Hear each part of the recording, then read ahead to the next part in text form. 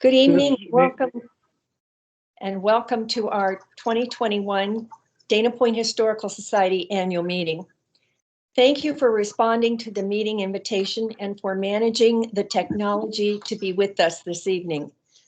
We owe thanks to Joe Bishop for organizing this meeting and to Grant Earl for providing the team platform to the Historical Society. That's plural, teams platform.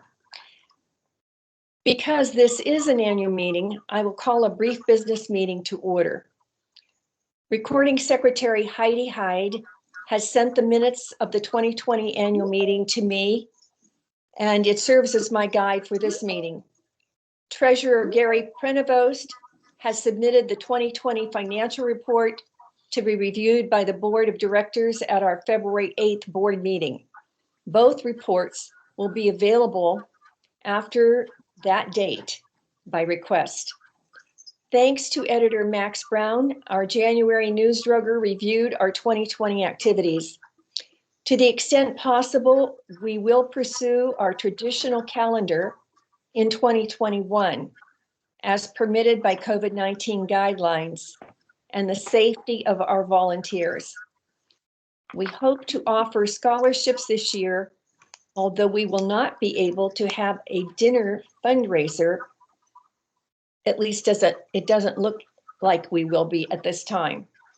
So we'd like you to please consider donating towards scholarships.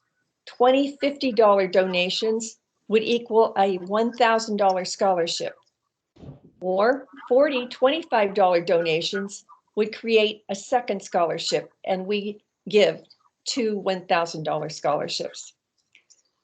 The following announcements must be brief, but if you have any questions, please email us at museum@danapointhistorical.org or call the museum at 949-248-8121.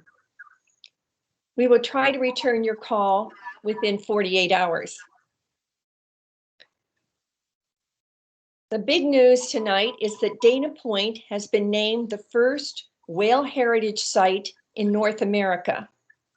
In partnership, well, they were named with this distinction by the World Cetacean Alliance in partnership with the World Animal Protection. The OC Register and LA Times travel section have articles online today. The 50th anniversary of the annual Festival of Whales will be celebrated one weekend this year, March 6th and 7th, with activities adapted to COVID-19 guidelines. Hugs for Heroes Dana Point has invited our individual members to send a hug to our local mission hospital healthcare heroes. We can do this through donations for meals purchased from participating local restaurants at a nominal $15 each, or donating prepackaged snacks at the Dana Point Community Center on Del Bispo. For more information, go to capobeachchurch.com/hugsforheroes. And those $15 donations don't mean that you only need to do one. You can do 2, 3, 5, whatever you would like to do for the people who are risking their lives for health care. I have sent our congratulations to the San Clemente Historical Society on the historical designation of North Beach Historic District.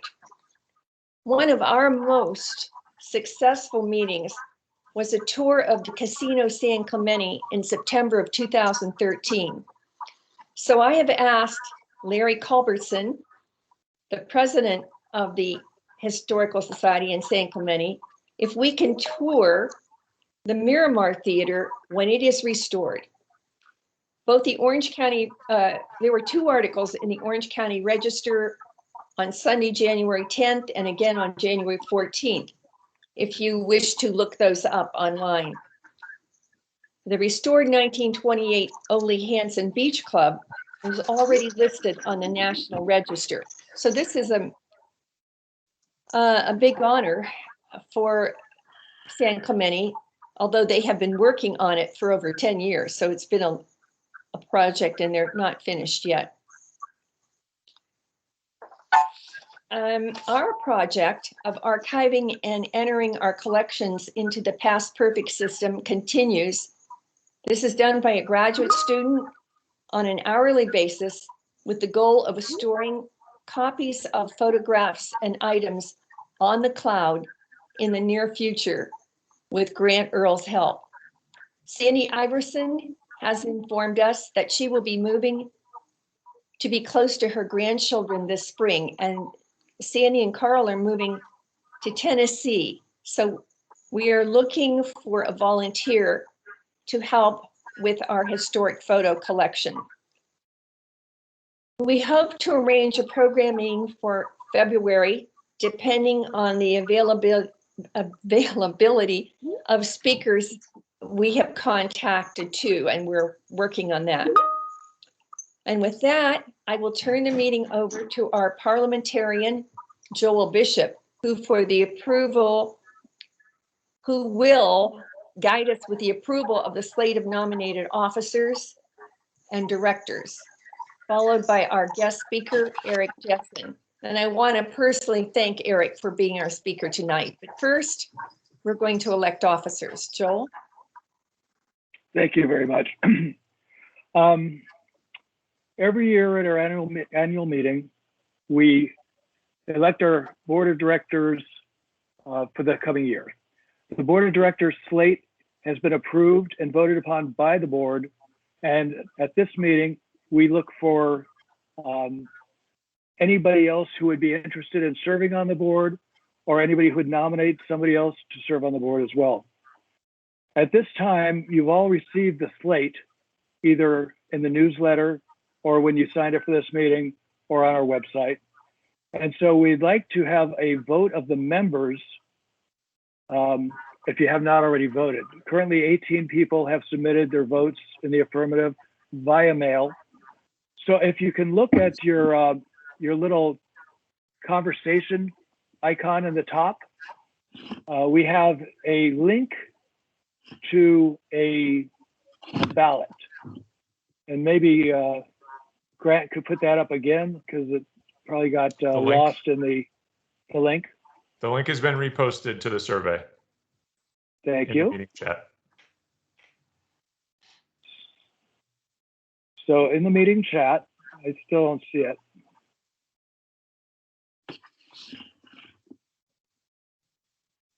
It is there. Okay. So there's a link right there. If anybody would like to vote at this time, please go to the chat, the conversation icon on the top. It looks like a little box with a point in the bottom right and 2 lines in the middle. Click on that. And then under Grant's name, it says the Board of Directors Slate Survey. We'll give 3 or 4 minutes for you to find that and participate, after which we'll tally the votes and advise you of the result. And again, during this time, I'd like to notice that there is a vacancy on the board. So if there's anybody who is interested in the Dana Point Historical Society who'd like to participate, please let us know. You don't need to be a citizen or resident of, that's funny, you don't have to be a citizen nor a resident of Dana Point, but we're looking for people who would be interested in serving. Okay, Grant, are we getting any responses?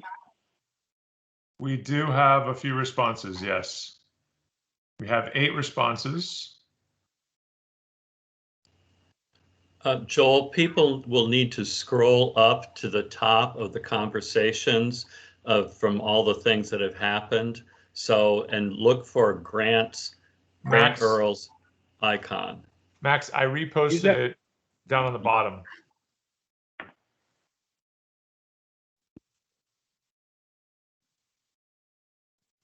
Okay.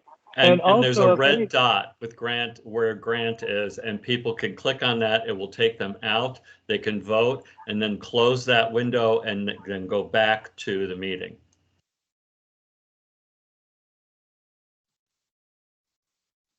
Okay, we'll give about one more minute and then we'll go on to the presentation. And while we're doing that, I'm gonna read the bio for Mr. Eric Jessen, who I have known for, I think, close to 2 decades now. Eric Jessen is a 56-year resident of Laguna Beach. He's a longtime board member of the Laguna Beach Historical Society.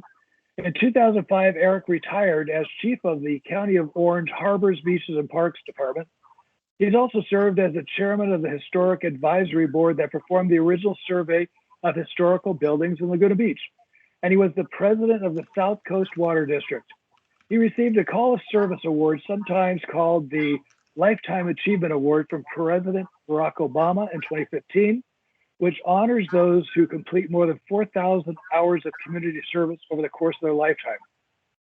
In 2008, Eric was asked to record his oral history at the Lawrence DeGraff Center for Oral and Public History at the University of California, the largest oral history collection in the United States.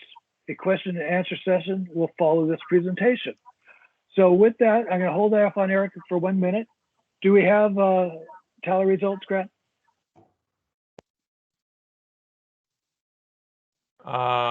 Let's see. We've got 9 responses in the survey and 1 response directly in Teams. And upon viewing, we've got 100% approval. Excellent. And we have 18, so that's 28. And I now proclaim that the board has been affirmed. Now with that, Eric Jessen, please come to the stand. What do I do? Well, just say hi and tell us what we're going to look at.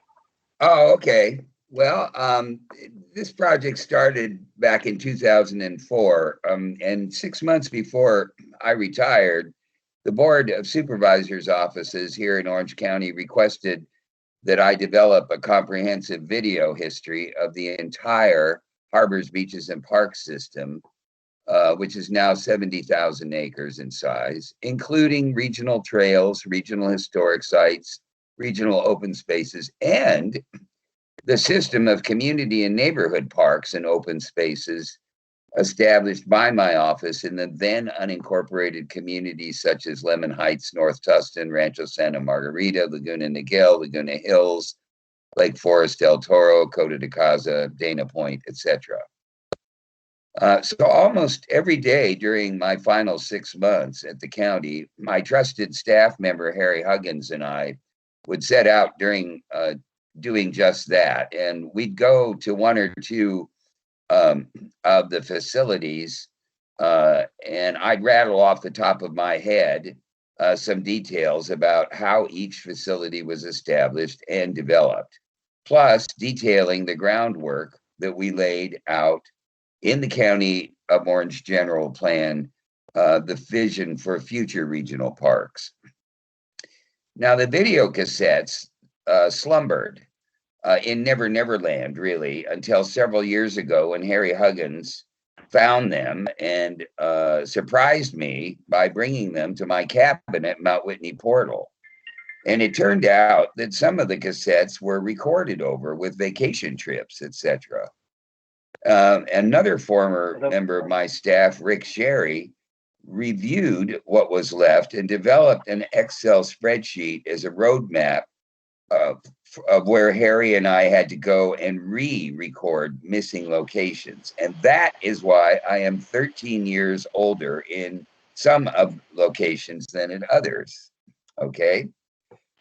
More recently, the Dana Point Harbor 50th anniversary came along, which put us into contact with your own native son, Jonathan Morgan Jenkins, who did all of the editing and restoration work. All of this was made possible by the Friends of Harbors, Beaches, and Parks, specifically Teresa Sears. I'll leave it at that. Let her roll, folks.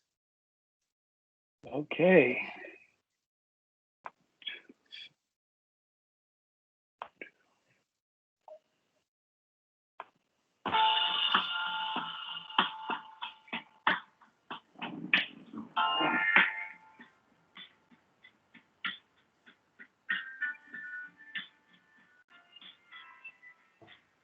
Joel, the audio is cutting out. Okay.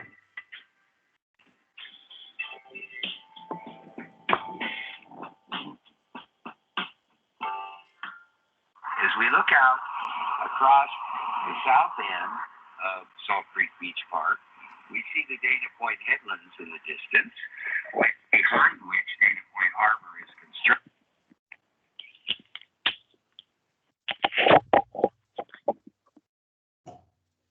Joel, we're missing the audio. Stand by. Warning to all network marketers. No. If you don't stop doing these 3 things immediately, you will quickly run out of prospects for your business. If any quality prospects or team members that you do have, you will send running for the hills. I'm about to show you a new way of enrolling 4 to 7 exciting new prospects week after week like Brad, clockwork. My name is Adam Brad. Chandler, and I used to come. Yes, Brad, Joel. can you help me here for a second? What would you like me to do?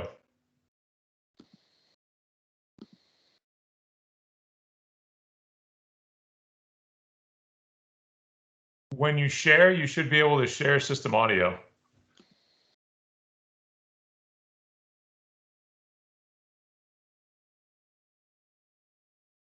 Stand by, folks. We got a little technical glitch that we're working through here.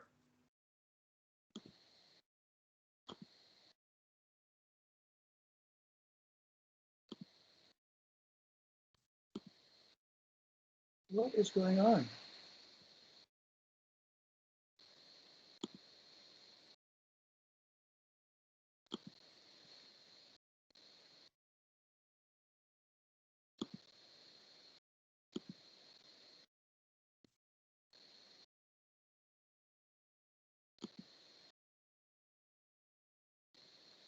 Embrace the whole Orange County Park system. There we go. 3 is to stop spamming links and pictures of your products. As the all around Bolsa social Chica, media. Upper Newport No one Bay, cares about your Casper's, What they Audubon do for area, them is Limestone themselves Whiting. solving One their of them problems. was So when you the drop Dana these Point spam headlands. bombs online, people see that and they think, Eric, I don't want to be that guy. Grant, I'm Which getting some sends other the quality feedback here. prospects in Yeah, volume Joel, you've got another video playing the opposite somewhere. direction.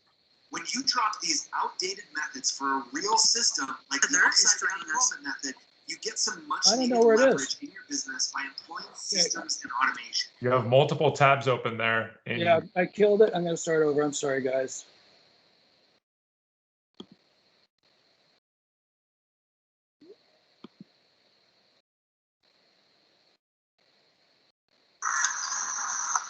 And the Harbor District was broadened to become the Harbors and Beach. Was owned by the Chandler Sherman. All right. Organization of the general plan of the County of Orange in 1979 that in the open space element, we designated numerous high priority open space preservation areas, such as the Bolsa Chica, Upper Newport Bay, Casper's, Audubon area, Limestone Whiting. One of them was the Dana Point headlands.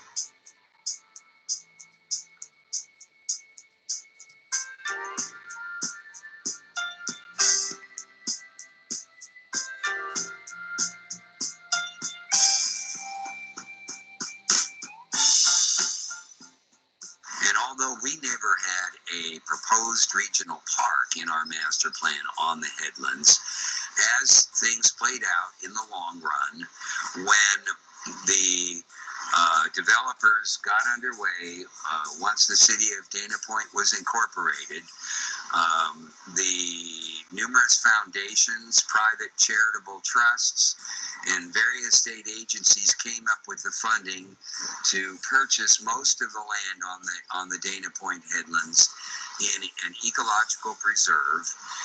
And the large private beach in the distance was private beach. Silver Strand was owned by the Chandler Sherman Foundation, and Otis Chandler, who was the publisher of the Los Angeles Times, actually had a trailer on the beach down there, and we were able to recommend successfully to the city of Dana Point that they require the developer to dedicate Silver Strand Beach as an addition to Salt Creek Beach Park. So the 45 acres of Salt Creek Beach Park was significantly increased by approximately another 10 acres of beach.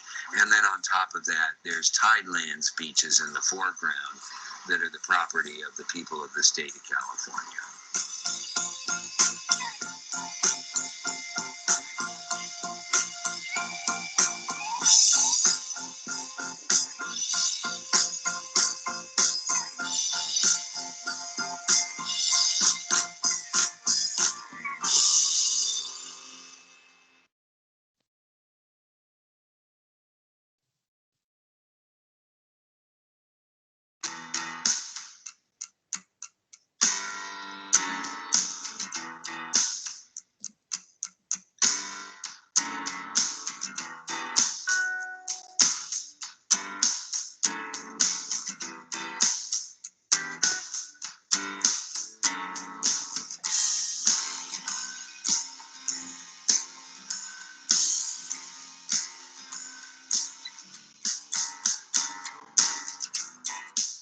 It's Wednesday, May 10th, 2017, and Harry and I are back out on the trail filling in some missing videos for the History of Orange County Parks program. And today we're at Dana Point Harbor. And in the early 1920s, the Skidmore family of Laguna Beach bought land in the Lantern Bay district here in Dana Point from Blanche Dolph and established the Lantern Bay tract map that showed individual home lots atop the bluff tops and along the streets. But also there on that map was an implied dedication of a public recreation or park area both on the bluff face and down along the toe of the bluffs, where the historic Scenic Inn was constructed of native San Onofre breccia stone by the Seaman brothers of Laguna Beach. As fate would have it, however, hard financial times fell upon the Skidmores, and they lost not only the Lantern District tract, but also the Coast Royale tract in Laguna Beach. A developer named Woodruff stepped in and attempted to build a bluff-top resort hotel, which went unfinished due to another economic downturn, which the remnants are, you can see here in the film.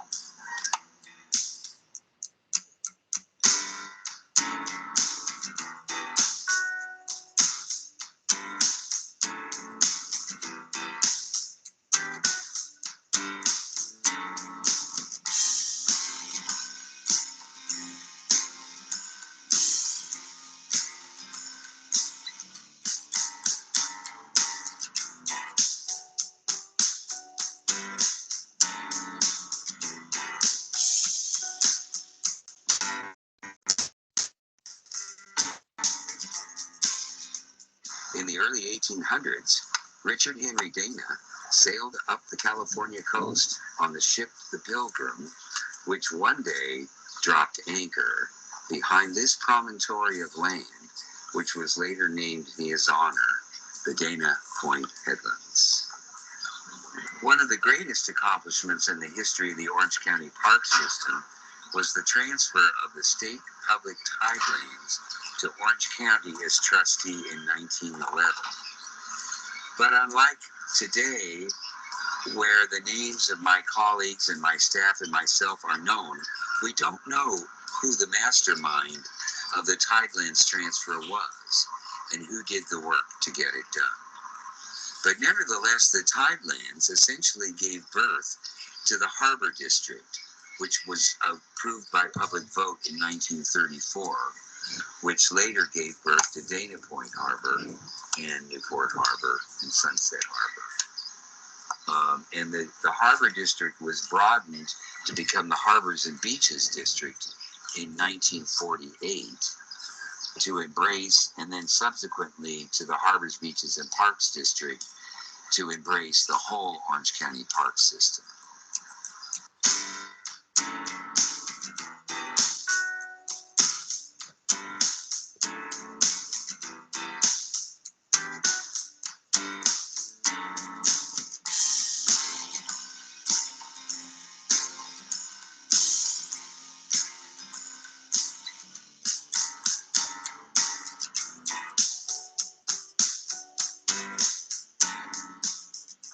1949, the coastal engineer R.L. Patterson of Newport Beach did the original harbor master plan with 3 alternatives. Construction of Dana Point Harbor got underway in 1968 when the Army Corps of Engineers constructed the breakwater with giant stones quarried from Catalina Island, which were brought down Cove Road in giant trucks and set into place with barges. And the construction of the harbor itself was finished in 1970.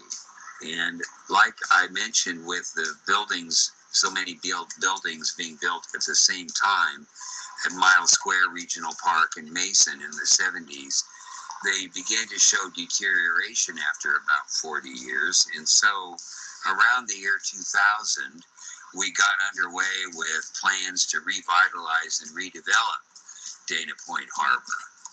And that revitalization effort has been underway ever since then. In fact, it's been 17 years since 2000, and they're still in planning and engineering and financing stages for the revitalization of the harbor, including the east and west boat basins, and a future dry boat storage facility, and redeveloping the restaurants and the commercial areas.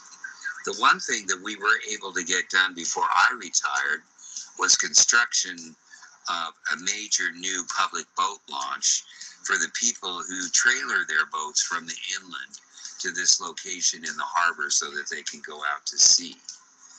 And a $50 million Department of Boating and Waterways loan, low interest loan, was secured by our grants officers, Grace Dove, Barbara Dorr, and Tom Townsend. To my knowledge, those funds have not yet been spent.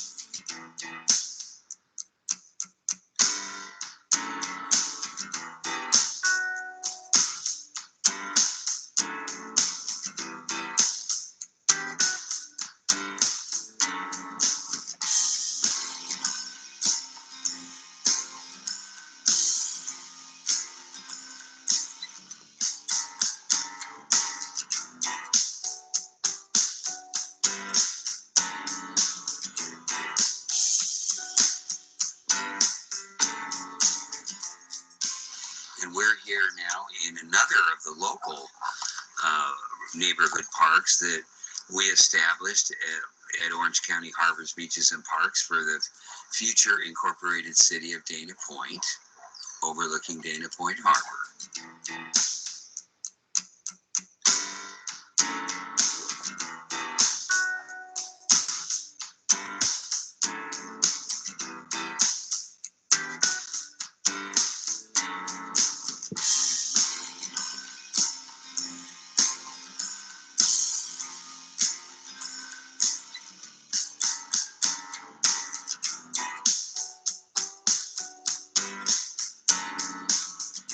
It was back in 1949 when the seeds of shoreline recreation were planted with the Harbor District's purchase of small parcels both here in Dana Point and at Aliso Beach that would set the tone for the growth and expansion of the county's shoreline facilities. So today, Dana Point Harbor embraces approximately 400 acres, 34 acres of which are shoreline recreation facilities, and the rest are tidelands in the harbor itself.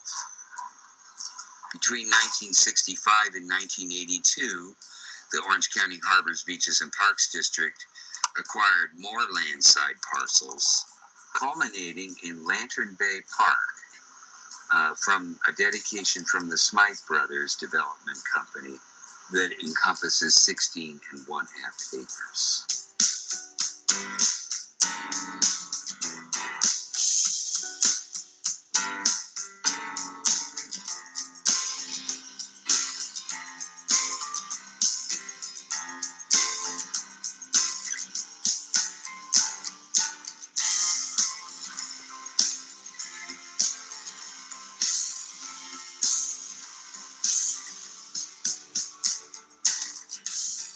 You know, we lost the original footage for Dana Point Harbor that Harry Huggins took in 2005. And it's unfortunate because that featured the Harbors, Beaches, and Parks Commissioner E. Llewellyn Overholt, who was an Anaheim City Council member. And Overholt grew up on Harbor Island in between the homes of the world-famous violinist Jascha Heifetz and none other than the president of the Friends of Harbors, Beaches, and Parks, Gene Watt. And Overholt knew all too well how powerful the magnetic draw that the Orange County coast would exert on millions of people, both today, in the past, and forever into the future. He was one of the people who led the charge to enhance and expand Dana Point Harbor's recreation and educational attractions that culminated in the Ocean Institute and the Youth and Group Facility.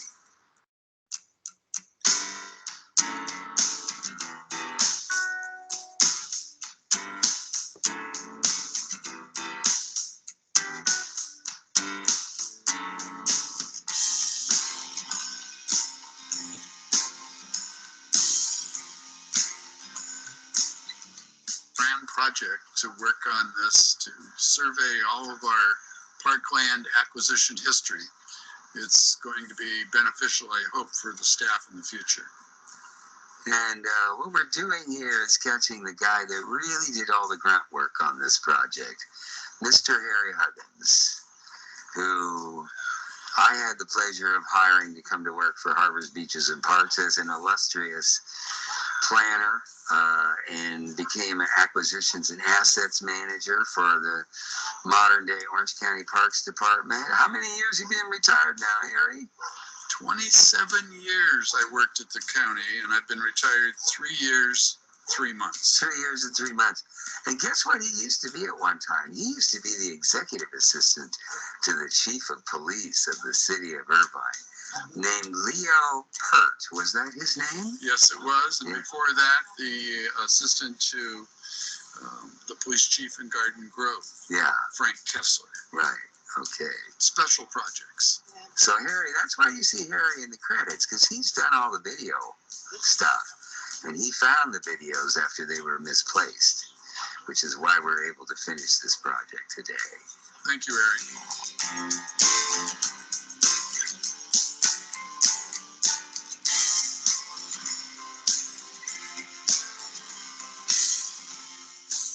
I'm going to just extemporaneously mention about this statue. When the developer here for the Admiralty condominiums was proposing their project, my staff required that they set the buildings back further from the bluff and install a bluff top trail with some overlooks. And then we required them to install, in conjunction with the Dana Point community, wanted some local artwork. So there was some discussion about it, and by pure coincidence, I had 5 classes in California history at Long Beach State. And one year in the final, there was a 50-point bonus question. And the question was, what did they call the name of the guys that threw the dry hides from Mission San Juan Capistrano off the cliffs into what was the Dana Point Headlands area? And the answer was a hide droger. And I knew that, and I got 50 extra bonus points. And because of that, we required the Admiralty to have a statue of a hide droger. And that's what this guy is doing. He's throwing the hardened hides from the cattle of the Mission San Juan Capistrano over the cliffs to the sailors of the Pilgrim and other ships from New England, taking them back east.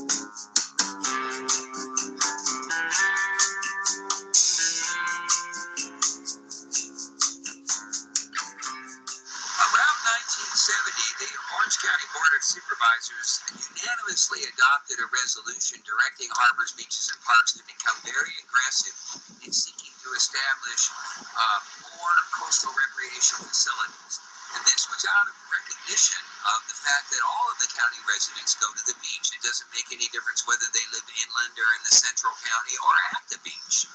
And so with that action, harbors, beaches, and parks moved ahead to establish this next facility where we're here today, Capistrano Beach Park, which had its inception in 1972 and consists of 8 acres of land purchased from United California Bank in 3 parcels.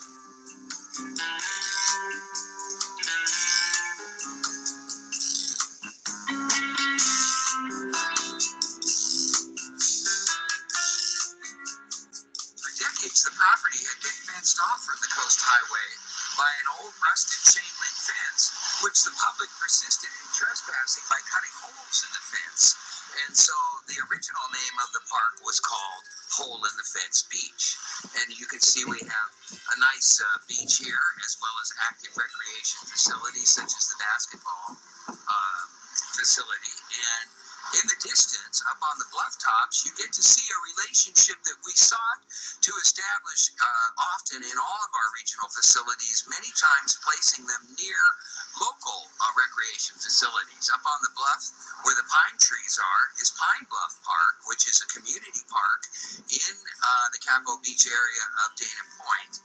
And it brings to mind that even though the subject of this DVD is the history of the regional harbors, beaches, and park system, it was the same department that worked very hard to establish neighborhood and community parks in what were then the unincorporated communities of Mission Viejo and Dana Point and Lake Forest and Laguna Hills and North Tustin, such that we established over 100 neighborhood and community parks totaling around 1,200 acres.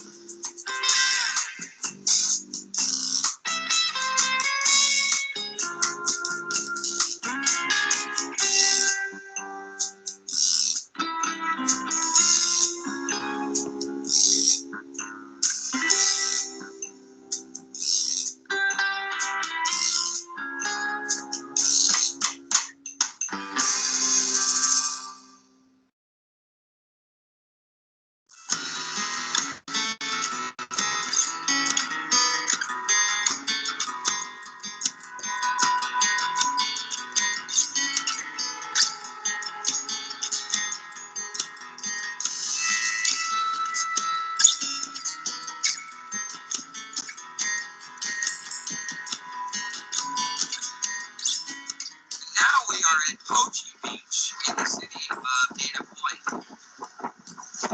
And actually this beach had its inception in April 15th, 1983, when the Smythe Brothers Development Company, who also dedicated Lantern Bay Park to us overlooking Dana Point Harbor, dedicated this beach in return for entitlements to build the 2 adjacent homes. And it's 1 acre in size, just under an acre, and it sits right at the mouth of Trinidad Creek, which, by the way, it used to be called Trinidad Beach. The name Pochi takes its name from an old historic railway stop that used to be located at this beach. And in the distance, you can see the Dana Point Islands.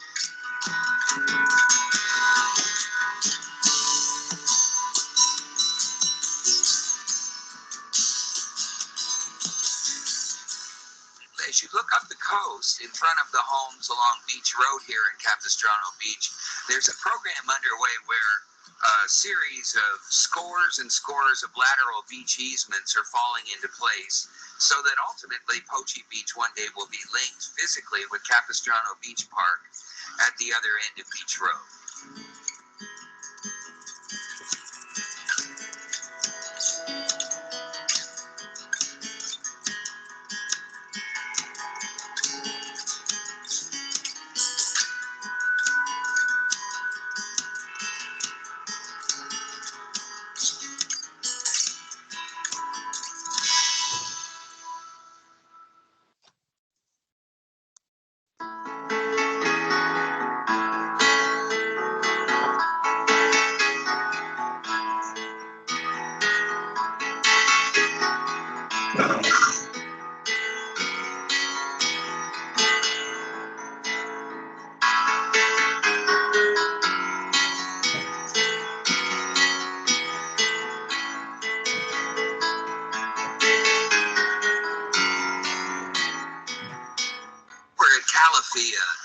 Park, which is our southerlymost regional recreation facility in the entire county, very close to the San Diego county border. And in 1988, the county entered into a lease agreement with the state Department of Parks and Recreation to lease this, what was then undeveloped corner of San Clemente State Beach Park. And so we leased it from them and then entered into an operating agreement with the city of San Clemente, whereby the county would construct the improvements at Harbors, Beaches, and Parks cost, and then have the city of San Clemente operate and maintain the facility at no expense to Harbors, Beaches, and Parks. Calafia Beach Park consists of 8 acres of land in approximately 4 separate parcels.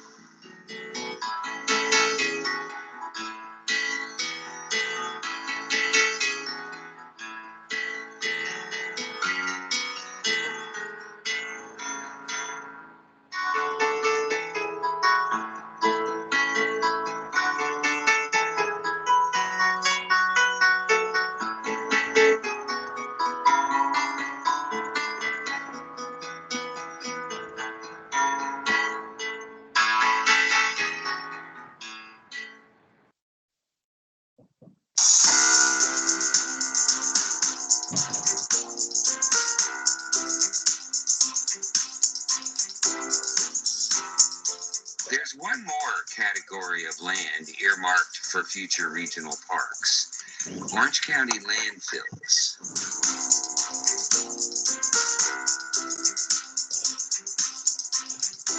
We have Prima de Shaka on the master plan of regional parks.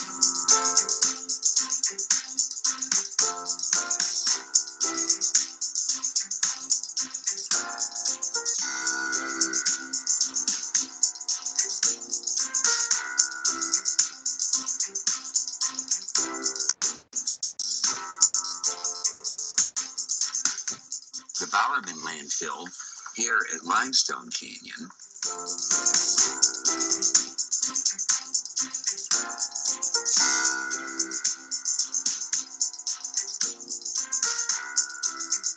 And in the North County, way up by Carbon Canyon Regional Park and Chino Hill State Park, we have the Olinda Regional Park landfill.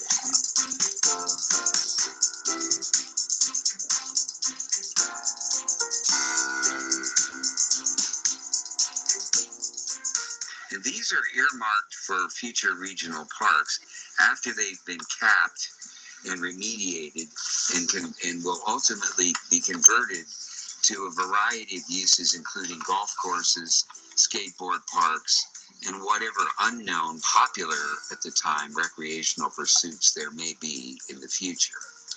For example, we've already had an acquisition of land here in this dark green to add to the Olinda Regional Park site. Some of the older landfills, such as the Santiago landfill here between Irvine Park and Irvine Lake,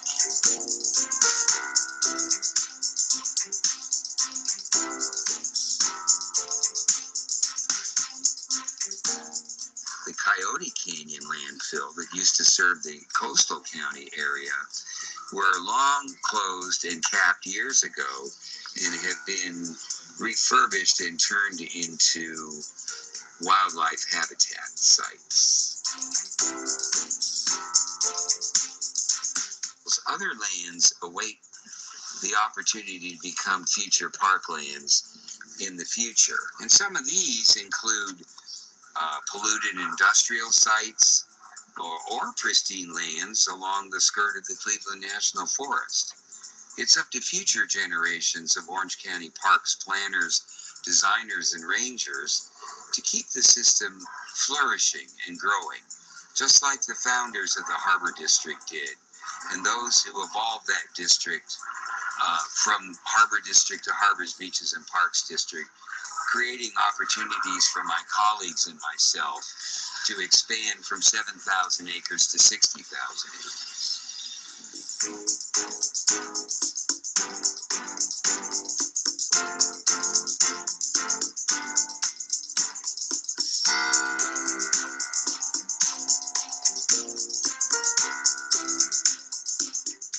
program is among the efforts recognized in the Lifetime Achievement Award from the President of the United States in 2015.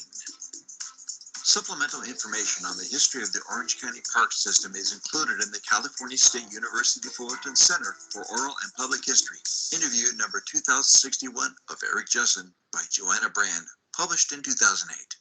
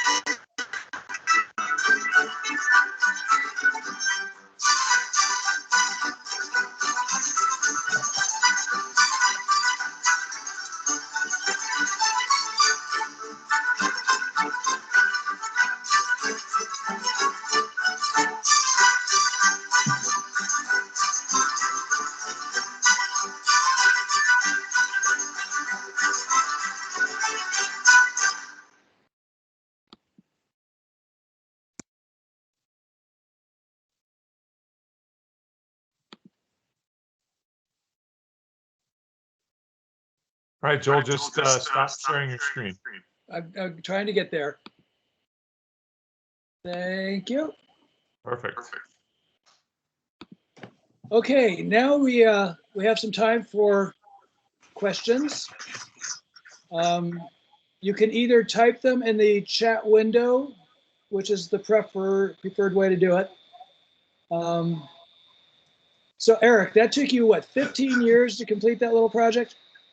Well, yeah, the video cassettes were lost for a long time. So, a third of them were lost. And Harry and I ran around and put all that back together. It took about 2 years. Like Joel said, I'll be happy to answer any questions about what's in the video. But I have been retired for 15 and a half years, and I really don't have any direct involvement in current affairs at Orange County Parks in the Dana Point area. But I'll be happy to answer any questions that I can. Very good. At this time, we are allowing you to unmute yourself if you'd like to ask Eric a question. You just hit the unmute button and go for it. Anyone? So I remember a few years ago, I was in Dana Point and you were actually filming this. And I thought that it was you were doing the hydroger the day I saw you, and you were all set there with your camera, your assistants, and your dialogue, and it was very, very interesting to watch you do it. What is your favorite of all the parks that you dealt with, Eric? I have a profound affinity for Casper's Wilderness Park because, well, not only because it's where I started when I hired in 1975, but because it was part of a 10,000 acre Star Ranch along the skirt of the Santa Ana Mountains in the Cleveland National Forest that was acquired by Eugene Apperson Starr, who was a prominent Hollywood resident from the O'Neill family and from the Rancho Mission Viejo. And unlike most of the big ranches in the Southland that had a long history of sheep grazing, growing wool for the Civil War, and then later cattle grazing, the Stars only grazed 6 cows or six cattle on their 10,000 acres. And because of that, the landscape remained extremely pristine and unaltered. And it's to this day one of the greatest examples of the original pre-colonial Southern California landscape. So that would be one of my favorite. It's very hard to pick favorites. You know, you go to the shoreline and you get an entirely different experience. Probably Crescent Bay Point Park, which offers a commanding view all the way to Mount Soledad in La Jolla, is another example. There's a lot of discussion about Capel Beach. Do you have any insights or comments on what you would like to see happen with that? Well, Mother Nature is certainly doing a job on it. I asked my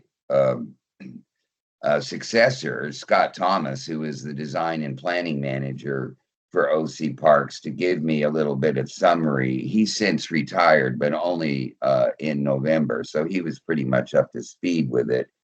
And what he told me was that Orange County Parks is in the process of developing a new master plan to establish a long-term plan for Capistrano Beach County Park.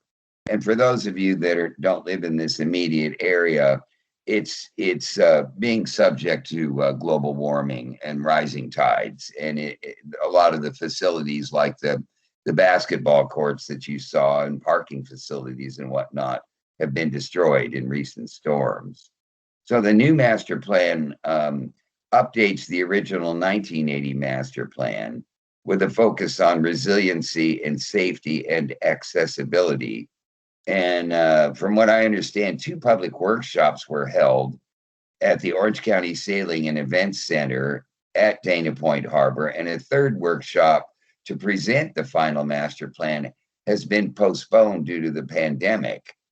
Now, the last workshop involved public input on 3 proposed alternative concept plans with various development and infrastructure options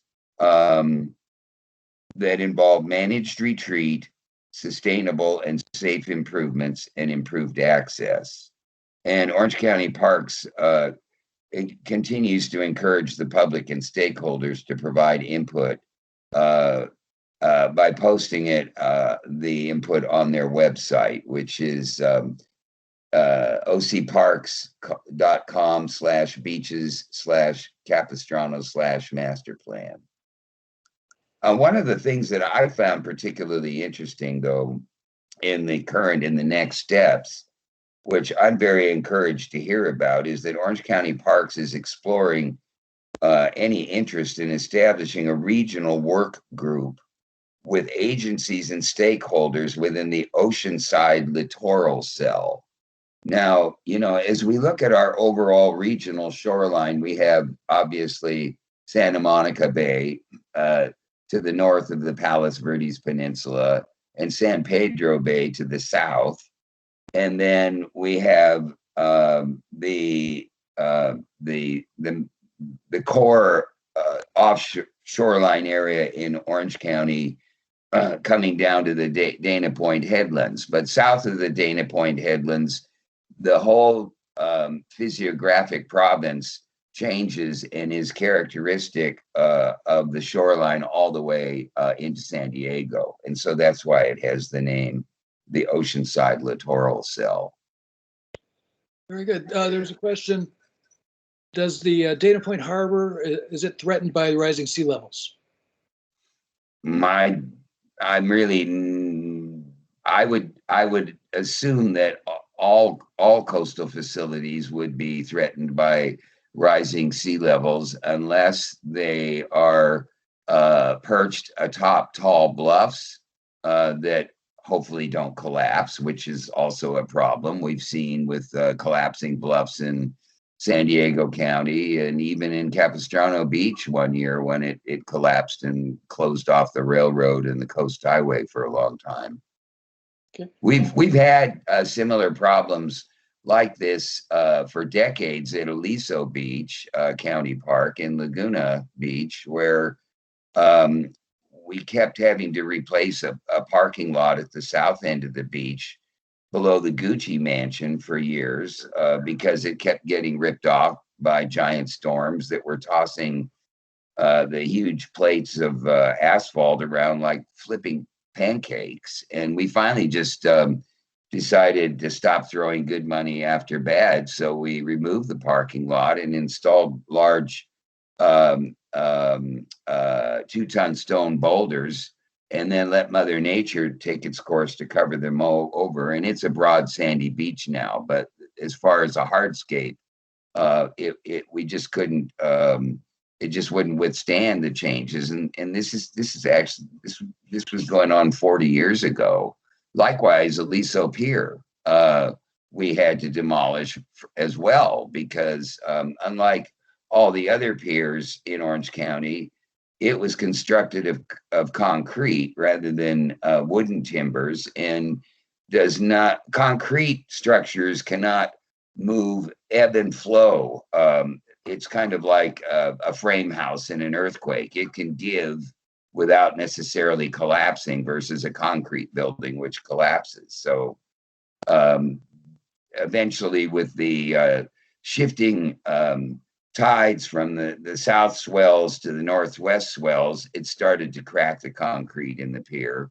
We threw millions of dollars trying to save it, and then finally gave up and demolished it. So those are some other examples. Very good. We got a few more questions coming in now. One of my favorite parts of the parks, and I'm sure you've been involved with this quite a bit, are the trail systems. And one of our guests would like to have you comment a little bit more about trails.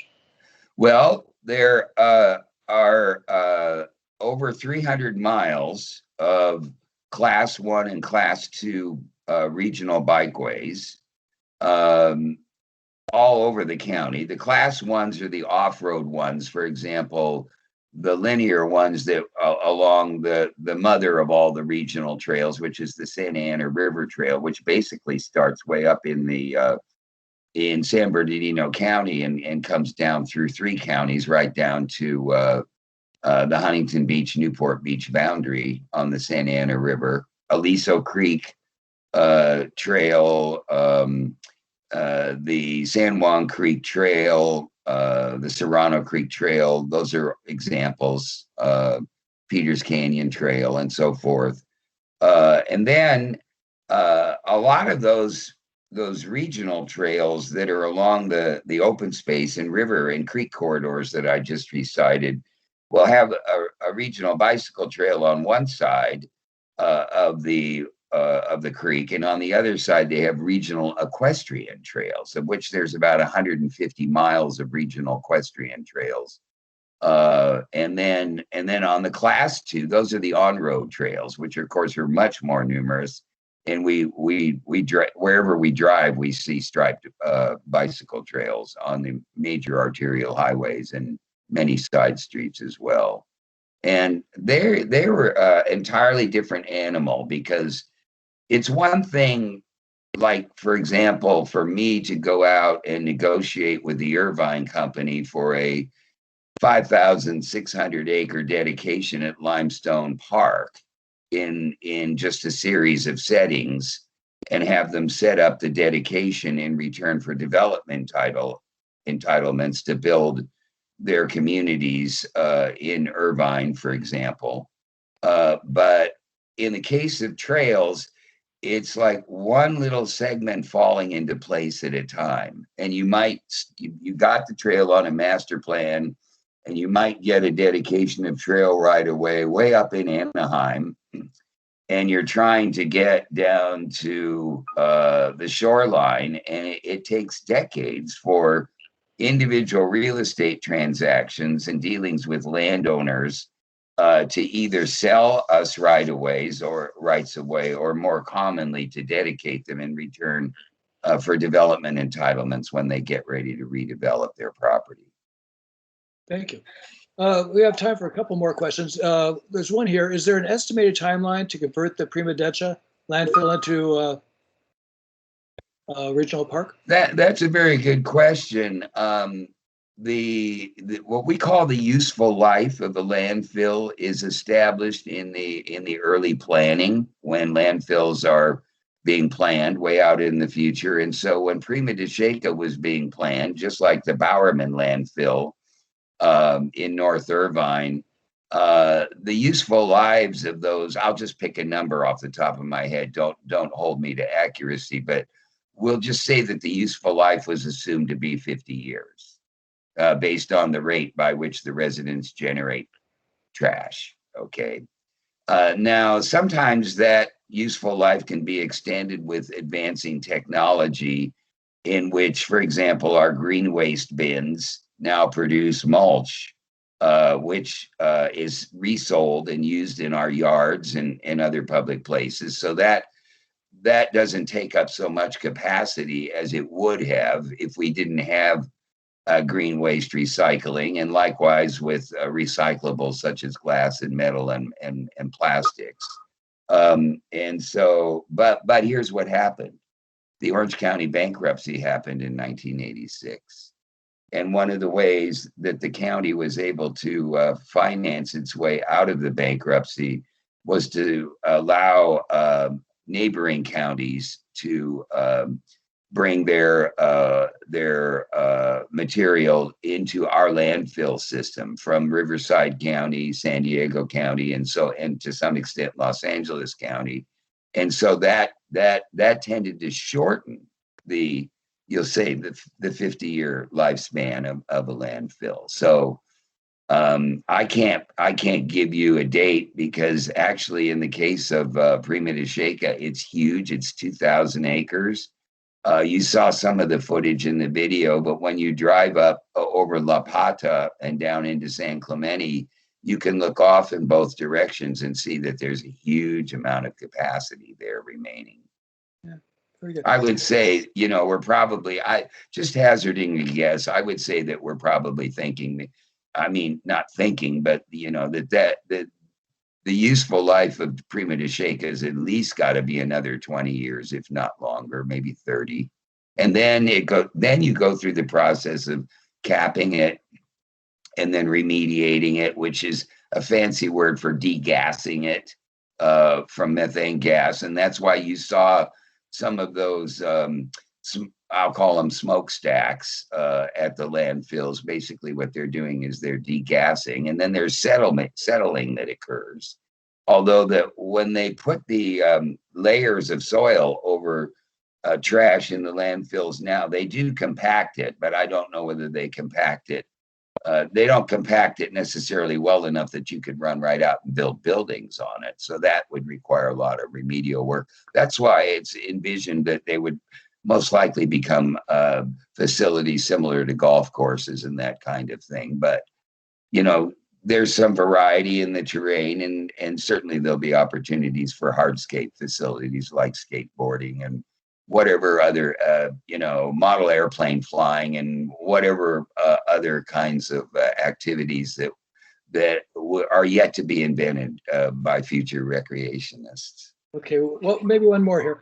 Do you know anything about the OC Parks Department doing an exhibition at John Wayne Airport? No, I don't. I think I've heard about it, but I haven't seen it because I'm an avid traveler, but I haven't been on an airplane since 2019. Okay. Joel, Yeah. I do, this is Karen Schnell, and I'm on the Arts Commission at the John Wayne Airport. And just wanted to let everybody know, yes, we aren't traveling right now, and it is tough. But the Orange County Parks Department is putting together an exhibit. It's put together by the historic curator Bradley Flint, and they're going to showcase the several parks in Orange County, like the Irvine Ranch Historical Park, the Heritage Hill, the Modesta Home, and the old Orange County Courthouse. They're going to put up this exhibit, and it's in a part of the airport between Terminal C and Terminal B in the non-secure area. The current exhibition that's up there right now is Casa Romanica and in San Clemente. So it's a great exhibit. We try to showcase for visitors and for the county residents what is happening in Orange County. So we hope to have it up by the middle of February, and it will be up probably through 21, longer than usual, just because of the way things are going on. But I thought it was really important. As I say, it's in the non-secure area, so even if you wanted to go up there and not fly anywhere, it's easy to park now up there, I'll give it that. And, and see this exhibit. Again, the OC Parks, we don't realize all the amazing parks that we do have in Orange County. And I appreciate, Eric, the fact that you focused in on our immediate little area, and it's amazing what we have. So thank you very much. Thank you, Karen. You're welcome.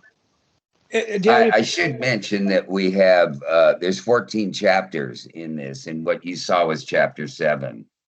But and you can watch them by going on either going. It's maybe a little more difficult to go to Friends of Harbors, Beaches, and Parks, and you can log on to them that way, and you can see the titles and see what geographic areas.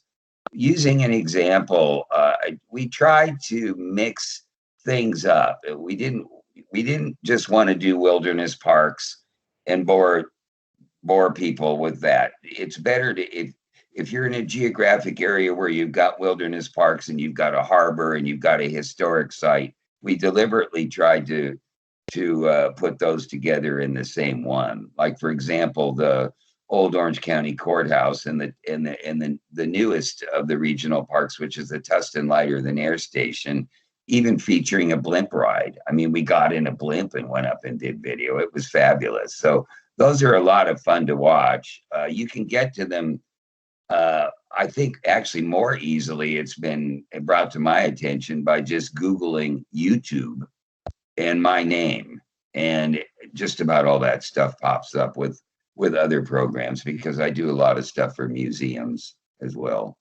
Yeah, Eric, I do YouTube, and then I search for OC Parks and Eric Jessen, and it comes up with everything. Oh, good. Okay, we'd like to thank you for your time and your comments tonight. And I'm giving Barbara a 2-minute warning here that she's got to come up and take over the meeting. Do you have any final comments that you'd like to say, Eric? Well, I'm really appreciative of the Dana Point Historical Society's interest in this matter. And I'm just glad that I could help you inform the citizenry about this aspect of your community. Eric, before you go, I wanted your opinion on something. You in the Dana Point parks, you showed a glimpse of the Ken Sampson overlook and the gazebo that was built in the Woodruff, well, it was actually the Walters Woodruff era. It wasn't built till after Woodruff got here. And as you may know, it's been fenced off because of a landslide that happened, gee whiz, I think we're going on 2 years now. And Page The gazebo is fenced off. The Yes. Oh, really? Okay. because of the landslide that was beneath it. And Okay. part of that landslide crushed the restrooms, the stone restrooms. Oh, it did? Yeah. Oh. So OC Parks has been considering several things. One is to mothball the restrooms and just kind of leave them like a landmark. And they had Page and Turnbull do an evaluation of the gazebo. And I went down there when one of the architects was down there evaluating it, and the report was done. And in fact, it's an exhibit right now in our museum. But one of the caveats in the report was they authenticated it, it's in its original spot and all of that, and it can be restored. But then he went on to say there needs to be a geological evaluation as to whether or not that bluff is going to deteriorate so much. And the alternative, if that's the case, would be to back it up, to pick it up, and set it away from the edge of the cliff. Oh, okay. But that, we haven't heard anything about it, and I've checked, and I'm going to check again. And of course, with the pandemic, and now part of the OC Park staff has volunteered to help with the vaccines. So yes, that's correct. Yes, the park rangers have gone to work with the vaccine troops. So when there's a fire in Majeska, and when there's COVID-19 and vaccines, all these things get down.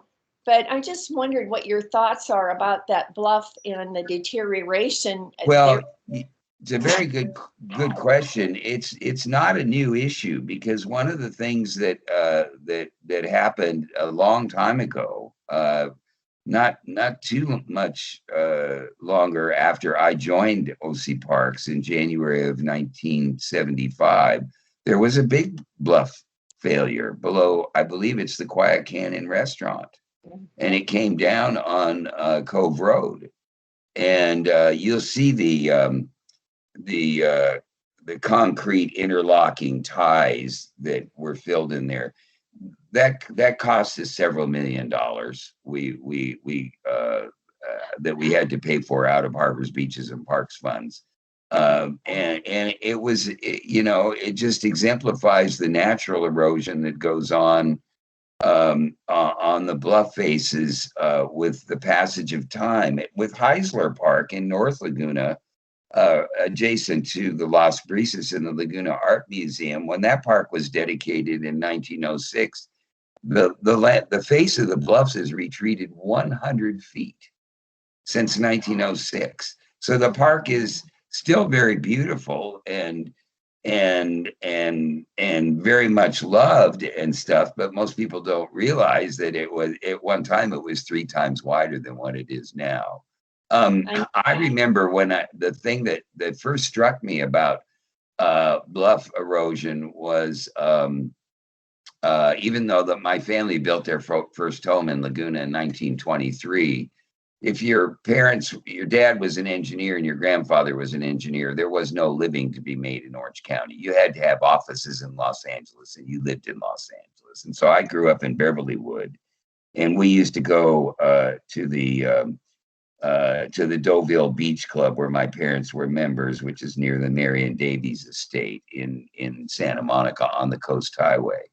And just immediately south of the Getty Villa in Malibu, there was a very imposing, magnificent home that stood up on the bluffs. Bluffs that, to my recollection, were quite a bit taller than even the Capistrano bluffs. And this was at some time in the 60s, and the whole thing started unraveling, and the buildings just crashed hundreds of feet down. So it's just part of the shaping. It's how Mother Nature, erosion is, and glaciation and wind erosion as well, not just water erosion, are shaping forces of how the landscape is shaped, not even along the bluffs, but across the whole continent, around the whole world, including volcanoes and other kinds of catastrophes. So I didn't know about the Sampson overlook being cordoned off, because I guess that would have happened right shortly after we redid the video in that area. But the idea of picking it up and moving it back, I think that gets at the term, I'm not the expert on this, but that smacks to me of what they would call managed retreat. Yes. Picking it up and moving it back rather than giving it up.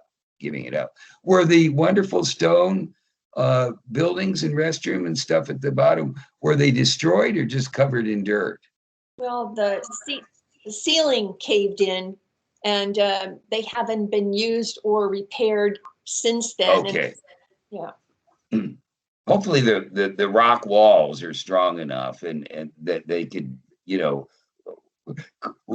we might call them in the future archaeological remnants, but hopefully the rock, because that rock work is just absolutely stunning. Well, we would love to have our gazebo saved, and like the gazebo in Heisler Park, we want to have it. We don't want to lose. Yeah. And by the way, for those of you that may be not familiar, the term, it's called the Kenneth Sampson gazebo. Kenneth Sampson was the founding director of the Harbors, Beaches, and Parks Department once it was given the status of having a director, which was in probably the late 50s, early 60s, something like that. And he served up until 1975 when he retired. He lived in Corona del Mar. Right. And if it wasn't for him, we wouldn't have a Dana Point Harbor, because that actually it's kind of fun the way some of this stuff happened. We'll use Aliso and we'll use Dana Point Harbor as an example. Alton Allen was the supervisor, the 5th district supervisor. In other districts, the other supervisors would just go to the Parks Department and say, or there was no Parks Department, it was just the county planning department or whatever, and Public Works, and they would say, we got to I want a beach right there, and boom, they made it happen because the supervisor said, I want a beach there, and that was Aliso Beach. And Alton Allen was responsible for saying, look, I want a harbor. We need a harbor in the South County. You guys got a harbor in Newport Beach. We need a harbor down here. That's the fun. I love some of that backstory stuff about how that seat of the pants decision making was made by elected officials themselves before the bureaucrats came along, like me. Well, thank you again, Eric. Thank you. Sure. Hey, all right, Barbara, it's all yours. Well, that's all. We just want to thank Eric, and we hope that we'll have a program for you sometime in February or March. And of course, the first weekend of March is the Festival of Whales. So I look forward to seeing you at our next meeting online. Yeah, thank you.